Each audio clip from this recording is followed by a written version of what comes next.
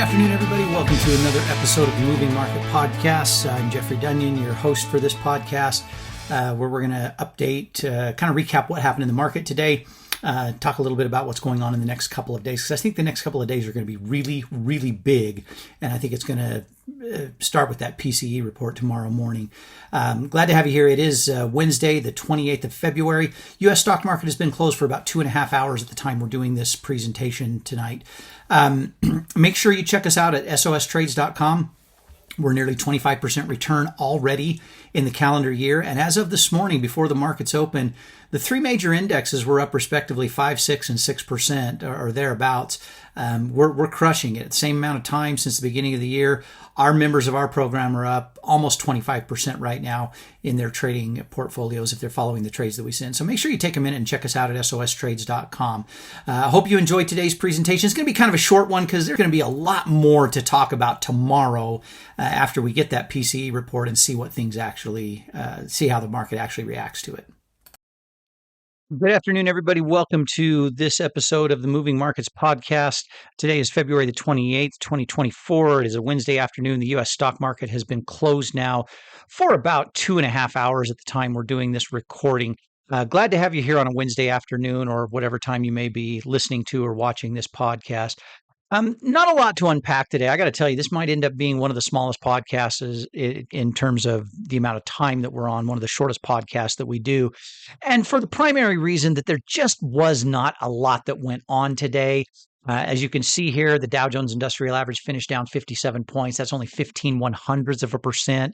The S&P, I'm sorry, and that's pre-market for tomorrow. Let's get the actual, okay, less than that. The Dow finished today down 23 points, less than 0.06%, 23.39. The S&P finished down about 8.5 points. That's 0.17%. And the NASDAQ down about 0.5%, down 87. So there's where the actual prices finished today. We were looking at some after-market trading for tomorrow when I first brought this on. There just wasn't a lot that went on. Probably the biggest thing of note is what took place after the market closed today, and that is this, Salesforce as well as Snowflake. Those were the only two earnings of note today. One of them, I think, is down about 10% aftermarket. The other down about 20% aftermarket. And, those are going to affect what happens to the market tomorrow. But I don't know that either one of those are really going to have a dramatic effect on what happens in the market tomorrow, because all eyes are going to be on this report right here. Personal income, PCE price index report. The numbers are expected to be for the core month over month and the regular month over month. They're expected to be just a tiny tick higher. These are major inflation indicators. That's why these numbers are important, and that's why this report is important. The year over year, the analyst expectation is that it's going to come down a little tiny bit. The PCE price index is expected to go from a prior year over year reading of 2.6 down to 2.4. The core, which takes out, I believe, energy and food, because those tend to be more volatile, and so they assume that that's a more stable number without those in them. That is expected to go down from 2.9% on the last reading to 2.8% on this reading. Just like we saw a week and a half ago with the CPI report and the PPI report, if these numbers come in worse than this, it doesn't even have to be by more than 0.1% worth. For example, the core PCE year over year is expected to be 2.8, coming down just a fraction from 2.9.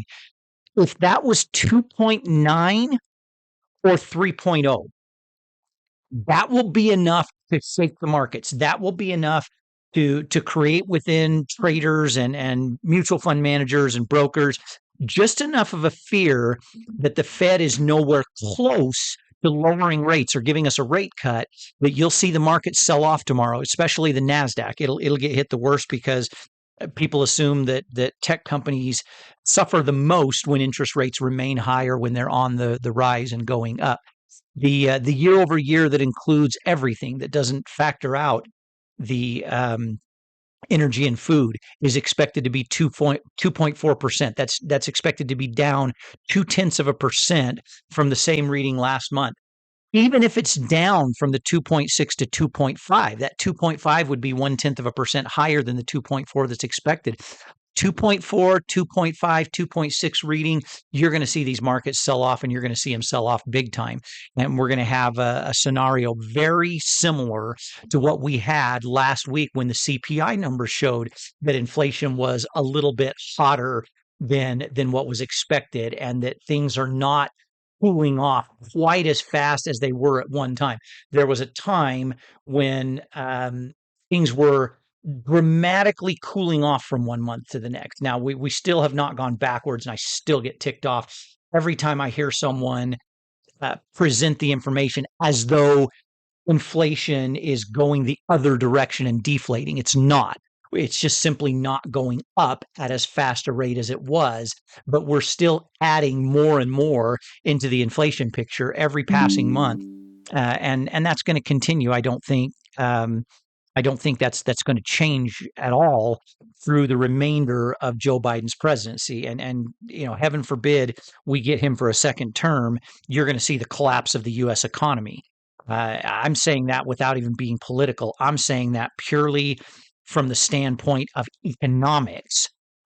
His policies are ruinous for this economy and will continue to be so. And if we get him for another term, we're in trouble. You're going to see a major, major collapse in this U.S. economy.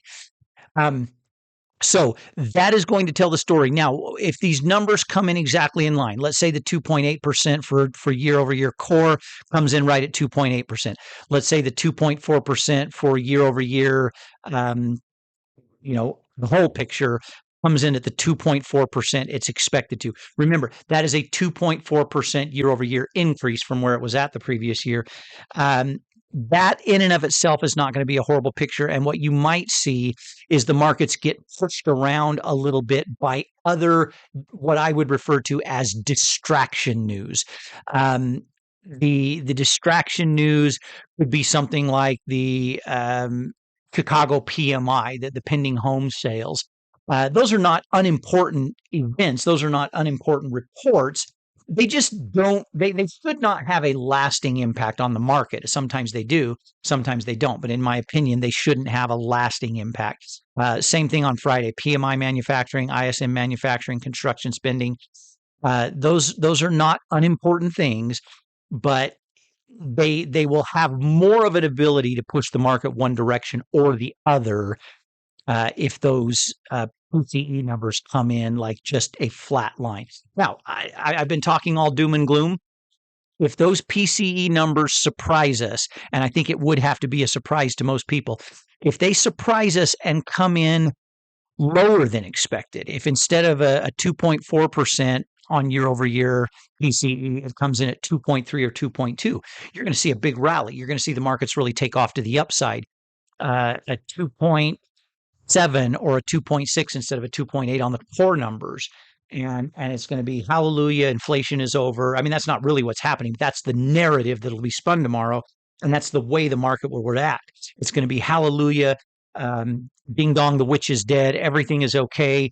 And the Fed's going to cut rates, 25 times between now and the end of the year. That's how the market will react. It's going to be a short-term reaction. I would not expect it.